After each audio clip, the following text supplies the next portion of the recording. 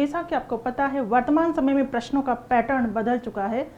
अधिकांश प्रश्न कथन कारण से संबंधित आने लगे हैं। ठीक है, तो कथन कारण जैसे प्रश्नों के माध्यम से हम विषय वस्तु को समझेंगे। देखिए इधर, ये रहा आपके सामने पहला प्रश्न।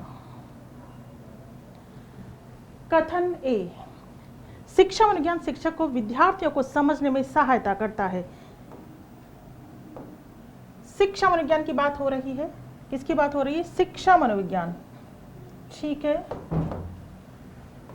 शिक्षा मनोविज्ञान शिक्षक को विद्यार्थियों को समझने में सहायता करता है। क्या यह कथन आपको सही लग रहा है? बिल्कुल, शिक्षा मनोविज्ञान शिक्षक को विद्यार्थियों को समझने में सहायता करता है। जिस टीचर को शिक्षा मनोविज्ञान का ज्ञान होता है वो स्वयं को भी जान सकता है, बालक को पहचान सकता है, समझ सकता है, उसकी रुचियों को जानता है, आवश्यकताओं को जानता है, समस्याओं को जानता है। तो ये कथन बिल्कुल सही है। कारण, क्योंकि यह विद्यार्थियों की रुचि, क्षमता, व्यवहार का अध्ययन करता है। बिल्कुल, दोनों सही है, ए और आर दोनों सही है और आर ए की सही व्याख्या करता है। आंसर है यहाँ नंबर 1। क्लियर है? चलते हैं आगे। कथन ए, शिक्षा मनोविज्ञान विद्यार्थियों की व्यक्तिगत विभिन्नताओं को समझने में मदद करता है। बिल्कुल, जिसे शिक्षा मनोविज्ञान का ज्ञान होता है ऐसा शिक्षक बालकों की व्यक्तिगत विभिन्नताओं को समझ सकता है। बिल्कुल सही कथन है ये। सभी विद्यार्थी समान गति से सीखते हैं, ये सही है या नहीं? सभी विद्यार्थी समान गति से सीखते हैं? बेटा ऐसा तो नहीं है। अगर सभी विद्यार्थी समान गति से सीखते तो एक ही शिक्षक के पढ़ाने पर सबका सिलेक्शन हो जाता, जबकि ऐसा तो नहीं होता। कुछ का सिलेक्शन होता है, कुछ का बिल्कुल नहीं हो पाता। कुछ तीव्र गति से सीखते हैं, कुछ मंद गति से सीखते हैं, कुछ सीख ही नहीं पाते हैं। तो गति समान होती है, ये कथन सही नहीं है। ठीक है, तो ए सही है, आर सही नहीं है। ए सही है, आर गलत है। आंसर आएगा 3। क्लियर? चलते हैं आगे। कथन ए, शिक्षा मनोविज्ञान का मुख्य उद्देश्य शिक्षण को प्रभावी बनाना है। भाई बिल्कुल सही लग रहा है। उद्देश्य तो शिक्षण को प्रभावी बनाना है। कारण, यह केवल शिक्षकों के व्यवहार का अध्ययन करता है। सही लग रहा है? नहीं ना? क्या शिक्षा मनोविज्ञान केवल शिक्षकों के व्यवहार का अध्ययन करता है? नहीं, ये कथन सही नहीं है। तो ए सही है, आर गलत है। क्लियर है? चलते हैं आगे। कथन ए, शिक्षा मनोविज्ञान विद्यार्थियों के समग्र विकास में सहायक होता है। यस, शिक्षा मनोविज्ञान विद्यार्थियों के समग्र विकास में सहायक होता है। ये बात बिल्कुल सही है। यह शारीरिक, मानसिक और सामाजिक विकास का अध्ययन करता है। बिल्कुल सही। ठीक है, शिक्षा मनोविज्ञान विद्यार्थियों के समग्र विकास में सहायक होता है। क्योंकि यह शारीरिक, मानसिक, सामाजिक विकास का क्या करता है? अध्ययन करता है। तो बिल्कुल ए और आर सही है, आर ए की सही व्याख्या करता है। क्लियर? चलते हैं आगे। कथन ए, सभी विद्यार्थियों को एक ही तरीके से पढ़ाना चाहिए। सहमत हैं आप? क्या सभी विद्यार्थियों को एक ही तरीके से पढ़ाना चाहिए? नहीं, सबका तरीका अलग अलग होता है, सबका मेंटल लेवल अलग अलग होता है। तो ये कथन सही नहीं है। कारण, क्योंकि विद्यार्थियों में व्यक्तिगत विभिन्नताएं होती, ये सही है। भाई विद्यार्थियों में व्यक्तिगत विभिन्नताएं होती है, इसलिए एक ही तरीके से पढ़ाना चाहिए नहीं। तो ए गलत है, ए गलत है और कारण आर सही है। ए गलत है पर आर सही है। यहाँ जाएंगे हम नंबर 4 पर। क्लियर? चलिए आगे। कथन ए क्या कह रहा है? शिक्षा मनोविज्ञान मार्गदर्शन और परामर्श में सहायक है। डेफिनेटली शिक्षा मनोविज्ञान की सहायता से सामने वाले को मार्गदर्शन दिया जा सकता है, सही दिशा दिखाई जा सकती है और परामर्श, उसकी काउंसलिंग भी की जा सकती है। यह कथन बिल्कुल सही है। कारण, क्योंकि यह विद्यार्थियों की समस्याओं को समझने में मदद करता है। बिल्कुल सही। यहाँ भी हम नंबर 1 पर जाएंगे। ए और आर दोनों सही है, आर ए की सही व्याख्या करता है। क्लियर? चलते हैं आगे। कथन है, शिक्षा मनोविज्ञान मनोविज्ञान की अनुप्रयुक्त शाखा है। आपने बिल्कुल पढ़ा होगा शिक्षा मनोविज्ञान की प्रकृति के अंतर्गत कि शिक्षा मनोविज्ञान वैज्ञानिक विज्ञान है या नहीं, यानी शिक्षा मनोविज्ञान की प्रकृति वैज्ञानिक है या नहीं। क्या शिक्षा मनोविज्ञान एक व्यावहारिक विज्ञान है? क्या शिक्षा मनोविज्ञान एक अनुप्रयुक्त विज्ञान है? तो शिक्षा मनोविज्ञान की एक अनुप्रयुक्त शाखा है, अप्लाइड ब्रांच है। बिल्कुल सही बात है।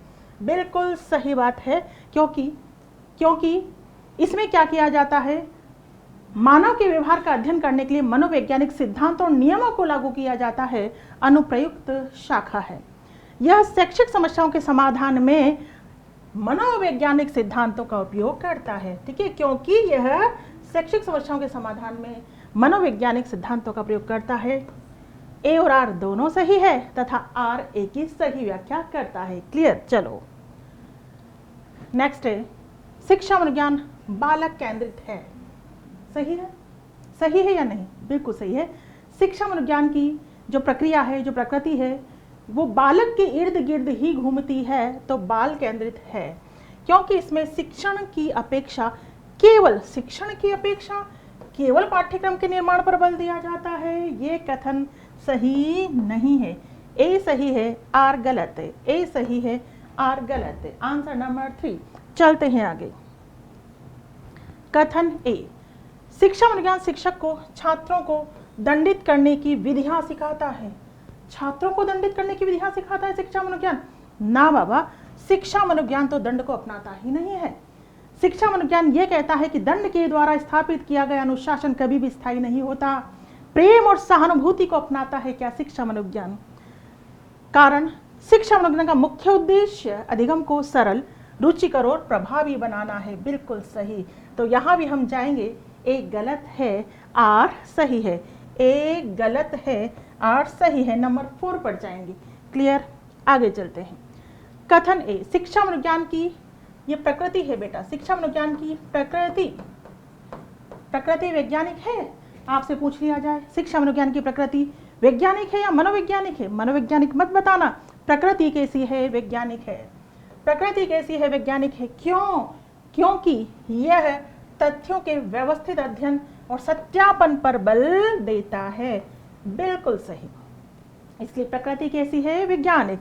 यहां भी हम ए पर जाएंगे। ए और आर दोनों सही है, आर ए की सही व्याख्या करता है। क्लियर। चलते हैं आगे। कथन ए, शिक्षा मनोविज्ञान का कार्यक्षेत्र की बात हो रही है, स्कोप की बात हो रही है। ठीक है, स्कोप की बात हो रही है। और स्कोप आपने पढ़े होंगे शिक्षा मनोविज्ञान के, और मुख्य रूप से 5 स्कोप बताए थे। किसने? लिंडग्रेन ने। पता होगा आपको। चलिए, शिक्षा मनोविज्ञान का कार्यक्षेत्र बालक के व्यवहार के अध्ययन से संबंधित है। क्या बालक के व्यवहार का अध्ययन किया जाता है कार्यक्षेत्र के अंतर्गत? बिल्कुल किया जाता है। पहला कार्यक्षेत्र ही शिक्षार्थी है, बालक है। तो ये बात बिल्कुल सही है, क्योंकि शिक्षा मनोविज्ञान शिक्षार्थी की रुचि, क्षमता, अभिरुचि और व्यवहार को समझता है। किसकी रुचि को? शिक्षार्थी। तो बिल्कुल शिक्षार्थी का पूरी तरह से अध्ययन होता है शिक्षा मनोविज्ञान में। दोनों सही हैं, ए और आर दोनों सही हैं, और आर ए की बिल्कुल सही व्याख्या है। क्लियर। चलो, कथन ए, शिक्षा मनोविज्ञान के कार्यक्षेत्र में केवल पाठ्यपुस्तक का अध्ययन शामिल है? ना बाबा, केवल शब्द आ गया तो केवल कैसे शामिल होगा भाई? कार्यक्षेत्र के अंतर्गत तो शिक्षार्थी का भी अध्ययन होता है, सीखने की प्रक्रिया का अध्ययन होता है, सीखने की परिस्थिति का अध्ययन होता है, मापन मूल्यांकन का अध्ययन होता है, निर्देशन का अध्ययन होता है, मानसिक स्वास्थ्य निर्देशन का अध्ययन होता है। तो केवल पाठ्यपुस्तक का अध्ययन होता है? नहीं।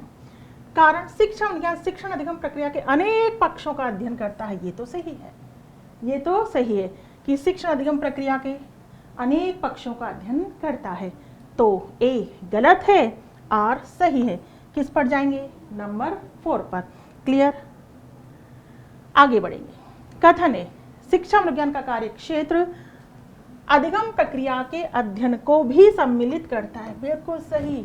प्रक्रिया की बात होती है, सीखने की प्रक्रिया की बात होती है, अधिगम प्रक्रिया की बात होती है, क्योंकि यह जानने का प्रयास करता है कि बालक कैसे सीखते हैं। बिल्कुल सही।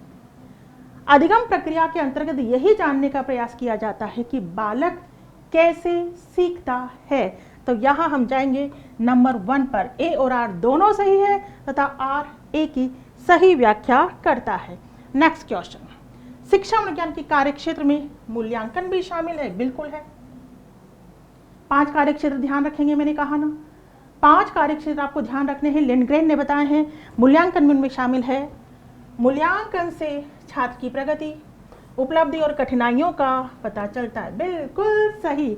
तो यहाँ भी 1 आंसर आ जाएगा। ए और आर दोनों सही है, आर ए की सही व्याख्या है। इतनी बात क्लियर है। नेक्स्ट क्वेश्चन, शिक्षा विज्ञान के कार्य क्षेत्र में केवल केवल केवल सामान्य बालकों का अध्ययन किया जाता है? नहीं, शिक्षा विज्ञान प्रतिभाशाली, मंदबुद्धि, पिछड़े और विशेष आवश्यकता वाले बालकों का अध्ययन करता है। सही बात, ए गलत है, आर सही है। ए गलत है, आर सही है। इतनी बात क्लियर? ठीक है, बाकी की चर्चा करते हैं नेक्स्ट क्लास में।